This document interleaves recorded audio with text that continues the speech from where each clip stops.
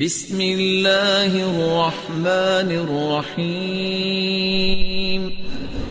رسول اکرم صلی اللہ علیہ وسلم نے ایک لفظ بولا فَأَكْثِرُوا فِيهِنَّ مِنَ التَّحْلِيلِ وَالتَّكْبِيرِ وَالتَّحْمِيدِ۔ 10 دن جب شروع ہو جاتے اتنی کوشش کرتے سعید بن جبیر، اتنی کوشش کرتے یوں لگتا کہ کسی چیز کو قابو کرنا چاہتے ہیں اور سنبھل نہیں پا رہے۔ صبح و شام کثرت سے اللہ کا ذکر کریں۔ کون سے اذکار؟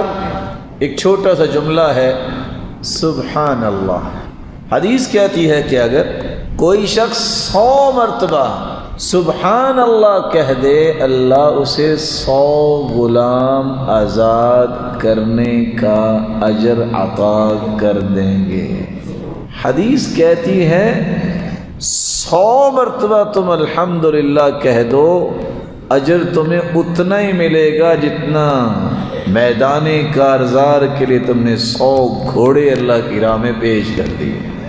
حدیث کہتی ہے اللہ اکبر 100 مرتبہ پڑھ لو گے، اللہ ساز و سامان سے لدے ہوئے 100 اونٹ اللہ کی راہ میں پیش کیے جانے پر جو اجر ملتا ہے اللہ اتنا اجر عطا کرے۔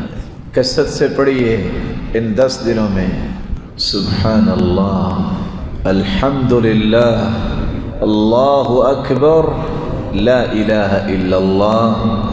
اسی حدیث کے آخر میں آتا ہے کہ لا الہ الا اللہ کثرت سے پڑھ لو۔ جتنے ہم بیٹھے ہیں اللہ آپ سب کو عزت دے، سلامت رکھے۔ آپ ساری زندگی بھی سجدے میں پڑے رہیں تو زمین و آسمان کا خلا نیکیوں سے کیسے بھرے گا؟ 100 مرتبہ جو لا الہ الا اللہ پڑھ لیتا ہے اللہ زمین و آسمان کا خلا اس کے لیے نیکیوں سے بھر دیتے ہیں۔ ویسے آپ تھوڑا سا غور کریں، سبحان اللہ، الحمدللہ، اللہ اکبر، لا الہ الا اللہ۔ تکبیر کیا ہے؟ اللہ اکبر، اللہ اکبر، لا الہ الا اللہ، واللہ اکبر، وللہ الحمد۔ وہی 4 کلمے ہیں جن کی آج اہمیت مسلمان سمجھتا نہیں ہے۔